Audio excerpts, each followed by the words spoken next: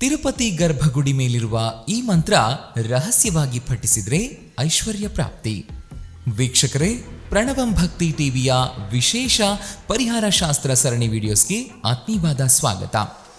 ವೀಕ್ಷಕರೇ, ನಮ್ಮ ಈ ಸರಣಿ ವಿಡಿಯೋದಲ್ಲಿ ಸಾಕಷ್ಟು ಸರಳ ಪೂಜಾ ವಿಧಾನಗಳನ್ನು ತಿಳಿಸ್ಕೊಡ್ತಾ ಇದ್ದೀವಿ. ಈ ವಿಡಿಯೋದ ಜೊತೆಗೆ ಸರಣಿಯ ಎಲ್ಲಾ ವಿಡಿಯೋಸ್ಗಳನ್ನು ನೋಡಿ ಸಾಕಷ್ಟು ಮಾಹಿತಿಯನ್ನ ಉಚಿತವಾಗಿ ಪಡ್ಕೊಳ್ಳಿ.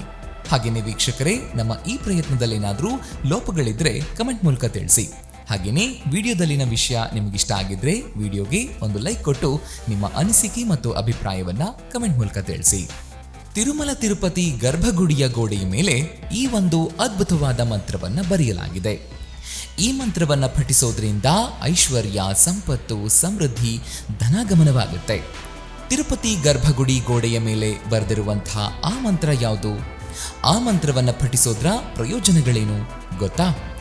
ಕಲಿಯುಗ ಪ್ರತ್ಯಕ್ಷ ದೈವ ತಿರುಪತಿಯ ವೆಂಕಟೇಶ್ವರ ಸ್ವಾಮಿಯ ದರ್ಶನವನ್ನ ಮಾಡೋದ್ರಿಂದ ಪಾಪಗಳು ಕಳೆಯುತ್ತವೆ, ದಾರಿದ್ರ್ಯವು ದೂರವಾಗಿ ಶ್ರೀಮಂತಿಕೆ ಪ್ರಾಪ್ತಿಯಾಗುತ್ತೆ, ಕೆಲಸ ಕಾರ್ಯಗಳಲ್ಲಿ ಶುಭ ಫಲಗಳು ದೊರೆಯುತ್ತವೆ, ಕೈಗೆತ್ತಿಕೊಂಡಂತಹ ಕೆಲಸಗಳೆಲ್ಲ ಸಮಯಕ್ಕೆ ಸರಿಯಾಗಿ ಪೂರ್ಣಗೊಳ್ಳುತ್ತೆ ಅನ್ನೋ ನಂಬಿಕೆ ಇದೆ. ಈ ಕಾರಣಕ್ಕಾಗಿ ಲಕ್ಷಾಂತರ ಭಕ್ತರು ಪ್ರತಿ ವರ್ಷ ತಿಮ್ಮಪ್ಪ ಸ್ವಾಮಿಯ ದರ್ಶನವನ್ನ ಮಾಡೋದಕ್ಕೆ ತಿರುಪತಿಗೆ ಹೋಗ್ತಾರೆ. ಪ್ರತಿಯೊಂದು ಕೆಲಸಗಳನ್ನು ಪ್ರಾರಂಭಿಸೋ ಮುನ್ನ ತಿಮ್ಮಪ್ಪನ ದರ್ಶನ ಮಾಡೋದ್ರಿಂದ ಕೆಲಸವು ನಿರ್ವಿಘ್ನವಾಗಿ ಲಾಭಗಳನ್ನು ತಂದುಕೊಡುತ್ತೆ ಅಂತ ಹೇಳಲಾಗುತ್ತೆ. ನೀವು ತಿರುಪತಿ ಸನ್ನಿಧಾನಕ್ಕೆ ಭೇಟಿ ನೀಡಿದಾಗ ಅಥವಾ ಈಗಾಗಲೇ ನೀವು ತಿರುಮಲ ತಿರುಪತಿಗೆ ಭೇಟಿ ನೀಡಿದ್ರೆ ಅಲ್ಲಿನ ಗರ್ಭಗುಡಿಯ ಮೇಲೆ ಒಂದು ವಿಶೇಷವಾದ ಮಂತ್ರ ಬರೆದಿರೋದನ್ನ ನೋಡಬಹುದು. ಇದು ವಿಶೇಷ ಮಾತ್ರವಲ್ಲ, ಅತ್ಯಂತ ಪರಿಣಾಮಕಾರಿ ಹಾಗೂ ಫಲಕಾರಿ ಮಂತ್ರವಾಗಿದೆ. ಈ ಮಂತ್ರವನ್ನ ಶ್ರೀನಿವಾಸ ಐಶ್ವರ್ಯ ಮಹಾಮಂತ್ರ ಅಂತ ಸಹ ಕರೆಯಲಾಗುತ್ತೆ. ಶ್ರೀನಿವಾಸ ಐಶ್ವರ್ಯ ಮಹಾಮಂತ್ರ ಪ್ರಯೋಜನಗಳು ಮತ್ತು ಪಠಿಸುವ ವಿಧಾನ ಹೀಗಿದೆ.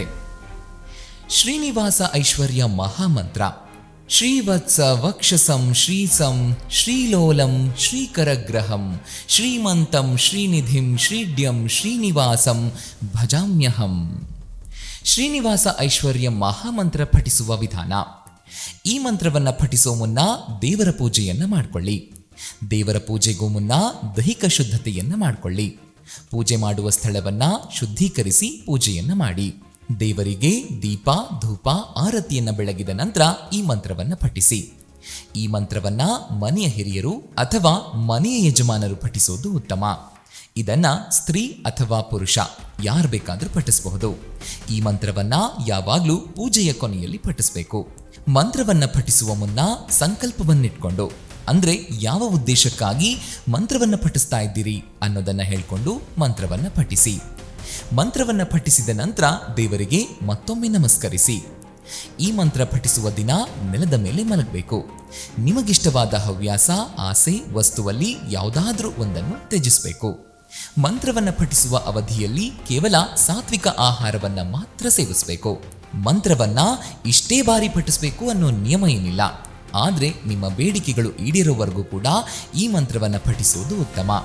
ಅಥವಾ ಇಷ್ಟು ಬಾರಿ ಪಠಿಸ್ತೇನೆ ಅಂತ ಹೇಳ್ಕೊಂಡು ಕೂಡ ನಂತರ ಮಂತ್ರವನ್ನ ಪಠಿಸೋದಕ್ಕೆ ಪ್ರಾರಂಭಿಸಬಹುದು. ಈ ಮಂತ್ರವನ್ನ ನಿಮಗೆ ಪಠಿಸೋದಕ್ಕೆ ಸಾಧ್ಯವಾಗದೇ ಇದ್ರೆ ಬರೆಯಲೂಬಹುದು. ಇದಕ್ಕಾಗಿ ಒಂದು ಪುಸ್ತಕವನ್ನ ತಗೊಂಡು ಪುಸ್ತಕದ 4 ಮೂಲೆಗಳಿಗೆ ಅರಿಶಿನವನ್ನ ಹಚ್ಚಿ ಮೊದಲನೇ ಹಾಳೆಯ ಮಧ್ಯಭಾಗದಲ್ಲಿ ಅರಿಶಿನದಿಂದ ಶ್ರೀ ಅಂತ ಬರೆದು ದೇವರ ಮುಂದಿಟ್ಟು ಪೂಜಿಸಿ. ಪ್ರತಿನಿತ್ಯ ಅಥವಾ ಶನಿವಾರ ಅಥವಾ ಏಕಾದಶಿಯ ದಿನದಂದು ಪೂಜೆ ಮುಗಿದ ನಂತರ ಕೆಂಪು ಬಣ್ಣದ ಇಂಕ್ ಹೊಂದಿರುವಂತಹ ಪೆನ್ನಿನಿಂದ ಈ ಮಂತ್ರವನ್ನ ಬರೆದು ನಿಮ್ಮ ಬೇಡಿಕೆಗಳು ಈಡೇರಿದ ನಂತರ ಆ ಪುಸ್ತಕವನ್ನ ವಿಷ್ಣುವಿಗೆ ಸಂಬಂಧಿಸಿದ ಹೋಮ ಹವನ ನಡೆಯುವಂತಹ ಸ್ಥಳದಲ್ಲಿ ಹೋಮಕೊಂಡಕ್ಕೆ ಹಾಕಬೇಕು. ನಂತರ ಅದರ ಬೂದಿಯನ್ನ ತಂದು ಪ್ರತಿನಿತ್ಯ ಹಣೆಗೆ ಇಟ್ಕೊಳ್ಳಿ. ಅಥವಾ ಆ ಪುಸ್ತಕವನ್ನ ತಿರುಪತಿಗೆ ಹೋದಾಗ ಹುಂಡಿಯಲ್ಲೂ ಹಾಕಬಹುದು. ಶ್ರೀನಿವಾಸ ಐಶ್ವರ್ಯ ಮಹಾಮಂತ್ರ ಪಠಿಸೋದ್ರ ಪ್ರಯೋಜನಗಳು: ಈ ಮಂತ್ರವನ್ನ ಪಠಿಸೋದ್ರಿಂದ ವ್ಯಕ್ತಿಯು ಸಂಪತ್ತು, ಸಮೃದ್ಧಿಯನ್ನ ಪಡಿತಾನೆ. ಸಾಕ್ಷಾತ್ ಮಹಾಲಕ್ಷ್ಮಿಯೇ ವಿಷ್ಣುವಿನೊಂದಿಗೆ ನಿಮ್ಮ ಮನೆಯಲ್ಲಿ ನೆಲೆಸ್ತಾಳೆ. ಹಣದ ಸಮಸ್ಯೆ ದೂರವಾಗಿ ಅಪಾರ ಧನಲಾಭವಾಗುತ್ತೆ. ಧನ, ಸಂಪತ್ತು ಮಾತ್ರವಲ್ಲ, ಜೀವನದಲ್ಲಿ ಶುಭಯೋಗಗಳು ರೂಪುಗೊಳ್ಳುತ್ತೆ. ಉದ್ಯೋಗ, ವಿದ್ಯೆ, ವ್ಯಾಪಾರ, ವ್ಯವಹಾರದಲ್ಲಿ ಪ್ರಗತಿ ಸಾಧಿಸ್ತೀರಿ.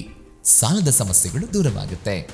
ಈ ಮಂತ್ರವು ಅತ್ಯಂತ ಶಕ್ತಿಯುತವಾದ ಮಂತ್ರವಾಗಿದ್ದು ಈ ಮಂತ್ರದ ಪ್ರಯೋಜನಗಳನ್ನು ಪಡ್ಕೊಳ್ಳೋದಕ್ಕೆ ಬಯಸಿದ್ರೆ ಅದನ್ನು ಪಠಿಸುವ ವಿಧಿವಿಧಾನಗಳನ್ನು ಗಮನದಲ್ಲಿಟ್ಕೊಂಡು ನಿಯಮಾನುಸಾರ ಪಠಿಸಬೇಕು. ಆಗ ಮಾತ್ರ ಮಂತ್ರವು ನಿಮಗೆ ಫಲವನ್ನು ಕರುಣಿಸುತ್ತೆ. ವೀಕ್ಷಕರೇ, ನೋಡಿದ್ರಲ್ವಾ, ಇದಾಗಿತ್ತು ತಿರುಪತಿ ಗರ್ಭಗುಡಿ ಮೇಲಿರುವ ಈ ಮಂತ್ರ ರಹಸ್ಯವಾಗಿ ಪಠಿಸಿದ್ರೆ ಐಶ್ವರ್ಯ ಪ್ರಾಪ್ತಿ ಅನ್ನೋದರ ವಿಶೇಷ ವಿಡಿಯೋ. ಈ ನಮ್ಮ ಪ್ರಯತ್ನ ನಿಮಗೆ ಇಷ್ಟ ಆಗಿದ್ರೆ ವಿಡಿಯೋಗೆ ಒಂದು ಲೈಕ್ ಕೊಟ್ಟು ಕಮೆಂಟ್ ಮಾಡೋದನ್ನು ಮರಿಬೇಡಿ. ನಮಸ್ಕಾರ.